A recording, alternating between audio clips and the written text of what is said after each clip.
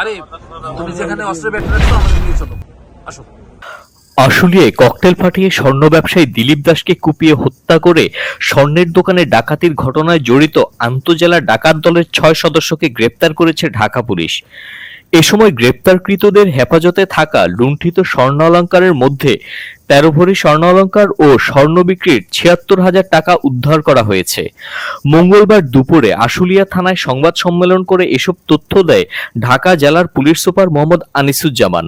গত ৯ মার্চ রাত ৯টার দিকে আশুলিয়া নয়াহাটের স্বর্ণের দোকান বন্ধের সময় ককটেল ফাটিয়ে স্ত্রীর সামনে কুপিয়ে স্বর্ণ ব্যবসায়ী দিলীপ দাসকে হত্যার পর স্বর্ণের ব্যাগ লুট করে প্রাইভেট কার যোগে পালিয়ে যায়।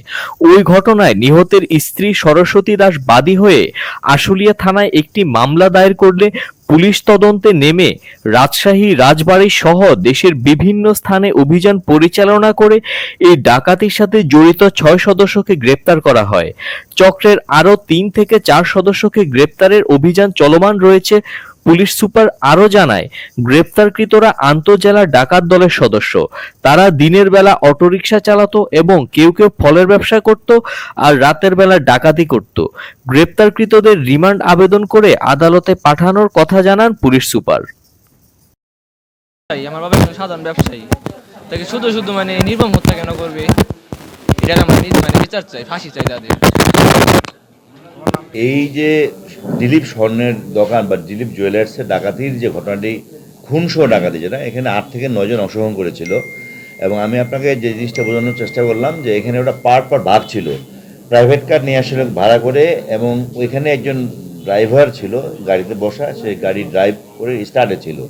তালিম ককটেল বিস্ফোরণ করে আতঙ্ক সৃষ্টি করে, এবং আরিফ এবং রিপন, আরিফ প্রামাণিক এবং রিপন, তারা হচ্ছে গিয়ে একজন ঘাড়ে এবং একজন বুকে স্টেপিং করে দিলীপ ওইখানেই ঘটনাস্থলে রক্তাক্ত অবস্থায় পড়ে যায়। এবং তার হাতে স্বর্ণের যে ব্যাগটা ছিল, সেই ব্যাগটা মাসুদ রানা আর ইমরান নিয়ে তারা আসে গাড়িতে উঠে। আর ওই এলাকাটি কর্ডন করে পাহারা দিচ্ছিল, অন্য কেউ পুলিশ বা কেউ আসবে না। এর ইমরানের আপন ভাই আরমান এবং শাহ আলম, এবং এদের মিষ্টির দোকান ও ফলের দোকান, এবং এদের দেখার মতো ওই ফলের দোকান থেকে কিন্তু চাপাতি 2টা আমরা উদ্ধার করেছি। এবং ওই স্বর্ণের দোকানে ডাকাতি করার যে 13 ভরি স্বর্ণ, সেটা উদ্ধার করেছি, 2টা চাপাতি উদ্ধার করেছি।